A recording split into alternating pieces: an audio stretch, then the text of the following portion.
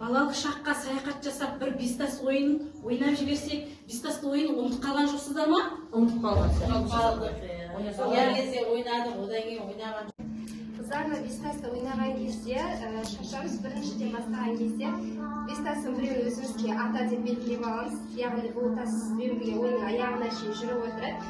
Ойын ойнаған кезде, екінші мысал ретінде көрсетейін, екінші тасты жинаған кезде, мына тасты бөлегін қолыңызға жинайсыз, немесе жерге қоясыз да, өзіңіздің ата деген белгілеп алғаныңыз сізбен бірге қалатын болады. Ойынның аяғына дейін осылай жүреді. Сіздерге көрсетіп өтсек қалай ойналатынын. Мысалы, мен тасты өзіме белгілеп алдым. Бірінші ойын бітті, екінші ойында да осылай. Тастар қашық болып кеткен жағдайда бір-біріне қосу арқылы алуға болады. 3 мүмкіндік беріледі. 3 рет қана жылжытып, уже сіз үшіншісінде алу керек боласыз. Мысалы, қолыңыз жететіндей болса, бірден алсаңыз да болады. Керемет. Сосын үшіншісі, осылай мында қашық болса, үшеуін жақындатып біреуін бөлек аласыз. Қайсысын аламын десеңіз де өзіңіз білесіз.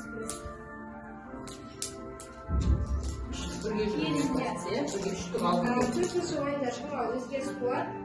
Өзіңіздің белгілеп алған тасыңызды бөлек ұстайсыз, осылай оны аспанға лақтырып, жаған тастасы жерге түсіресіз. Одан кейін осылай жинап аласыз. Тасты нарықтан келсеңіз де, ата дегенізді мына тістеп. Сол күрдегі мына жағынан сұрады. Біреуі мынадан кірді, екіншісі мынаяқтан